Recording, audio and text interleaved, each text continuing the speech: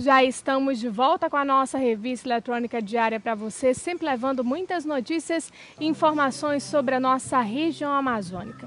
Bom, e o governador do Amazonas, Omar Aziz, decretou luto oficial de 3 dias em solidariedade às vítimas que perderam seus parentes na tragédia ocorrida em Santa Maria, no Rio Grande do Sul. Por meio de um telegrama ao governador do Rio Grande do Sul, Tarso Genro, Omar disse que, apesar da distância geográfica, o coração do Amazonas está muito próximo do ocorrido, do que aconteceu, das pessoas também vítimas, dividindo a dor e perda de tantas vidas. E também ainda tinha muito a fazer pelo desenvolvimento do Brasil. O prefeito de Manaus, em exercício, Bosco Saraiva, também decretou luto oficial a partir desta segunda-feira. Mãe, para falar mais sobre esse assunto, em relação a dicas de segurança, como é que a gente deve agir nesses momentos, que a gente está aí em uma situação, em alguns estabelecimentos muito fechados. Vamos conversar agora com o capitão, chefe da seção de operações, o capitão Orleilson Muniz. Seja bem-vindo e boa tarde, capitão. Boa tarde a todos os telespectadores do Amazonsat. Bom, a gente sabe que na madrugada deste domingo, um incêndio matou aproximadamente 231 pessoas em uma boate em Santa Maria, no município do Rio Grande do Sul, visto que a intoxicação respiratória foi a principal causa dessas mortes, porque a boate era muito fechada. O que a gente deve observar primeiro quando a gente vai para esse tipo de lugar, principalmente, enfim, toda a população que frequenta noites, boates noturnas, o que a gente deve observar nesse local logo quando a gente entra, quando a gente pensa em ir para algum lugar? Bom, é pertinente a sua pergunta no seguinte sentido: normalmente as pessoas elas se chocam, quando acontece esse tipo de tragédia. De fato é de se chocar mesmo, porque quase 250 pessoas mortas, isso é um número alarmante, uma das maiores do mundo de ocorrências dessa natureza.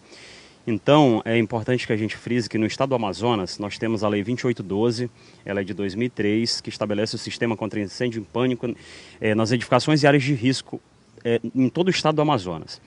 Essa lei, ela tem diversas instruções técnicas, agregado a ela através de um decreto, que diz o que o empresário, o proprietário, tem que fazer, tem que colocar de sistema de segurança para deixar o seu estabelecimento seguro.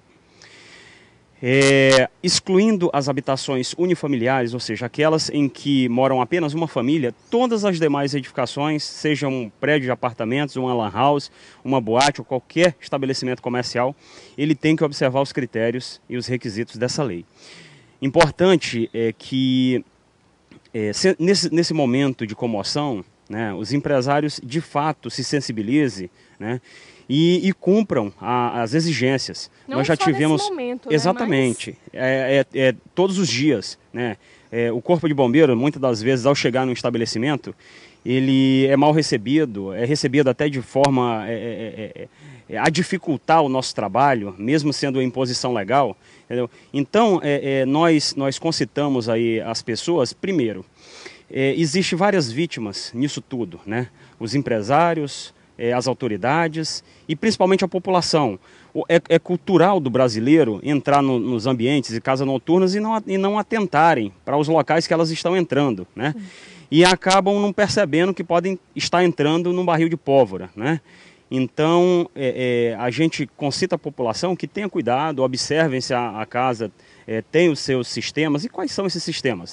São sistemas de hidrantes, são sistemas de extintores, detecção de incêndio, alarme de incêndio, sinalização de rota de fuga. É uma série de sistemas de segurança contra incêndio que os estabelecimentos eles devem possuir. Então, e esses recursos, esses equipamentos devem ser obrigatórios para estar em um estabelecimento? Sim, sim. Como é que funciona isso? A Lei 2812, ela, como eu falei anteriormente, ela estabelece os requisitos, E o empresário, como é que funciona o processo? Quando ele vai construir a sua edificação, a sua boate, vamos claros aqui, mais específicos para uma boate. Ele deve fazer o projeto, apresentar junto ao Corpo de Bombeiros, vai passar por uma análise dos técnicos. Estando conforme a legislação, ele retorna com esse projeto, executa o projeto, constrói a edificação, solicita uma vistoria do Corpo de Bombeiros que vai lá e checa se de fato ele colocou na construção o que ele havia projetado.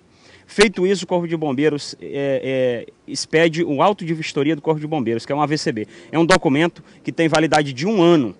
É como você renovar a sua habilitação, só que a habilitação é de 5 em 5 anos. O auto de vistoria do Corpo de Bombeiros é anual. Então, por que é anual também? Porque os sistemas eles precisam ser manutenidos. A carga dos extintores, ela vence, né? E a bomba de incêndio, ela precisa passar por manutenção. Então, por isso que a renovação é anual, as vistorias elas são anuais, e às vezes muitas empresas se regularizam junto ao Corpo de Bombeiros na primeira vez e não mais solicitam a vistoria.